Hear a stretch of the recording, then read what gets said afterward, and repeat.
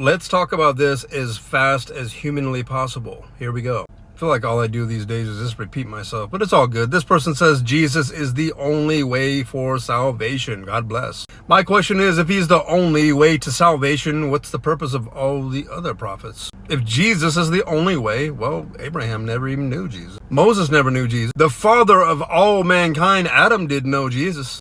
Jacob, Ishmael, Isaac, David, Solomon, Lot, Jonah, and you got a whole lot of other prophets in between. But here's the thing, if Jesus is the only way, none of them even knew Jesus. So what does that mean for all of them and their followers? If Jesus is the only way, I'm just kind of wondering why Moses didn't say Jesus is the only way. Kind of wondering why Abraham didn't say the same thing as well. But there is an excellent segue out of this by the Christians. Oh, you about to love this. The early Christians believed that every single one of the prophets was in hellfire. Yes, I repeat, hellfire. Prophets, yeah.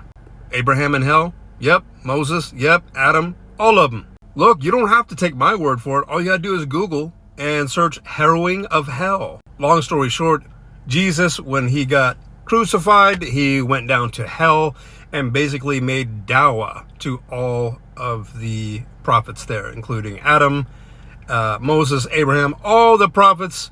And he basically made dawah, and they all accepted him as the Lord Christ and that he died for their sins. I'm not buying it, but let's just roll with that logic for 1 second. So the only way to salvation, eternal salvation, is to Jesus. But none of the other prophets said anything about salvation through Jesus, and that led them to hell. So why did God send the other prophets? Did God make a mistake? And if he didn't make a mistake, then why did he send all of the other prophets talking about something completely different? I ask you. I've talked about this 32 years ago. I've talked about it today. I've talked about it last week. I'll talk about it next week.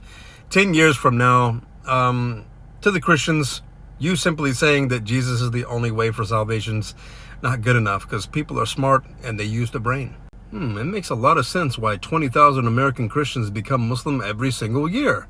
They're obviously finding something in Islam that they're not finding in Christianity. Hey, no offense, that's just what it is. But if you have made it this far in the video, do you know what's really going to upset you?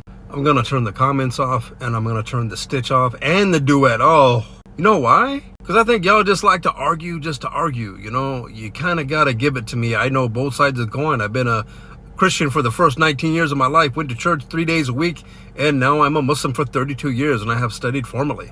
Kind of know what I'm talking about. And it is for that specific purpose that I will not argue with you. Assalamu alaikum.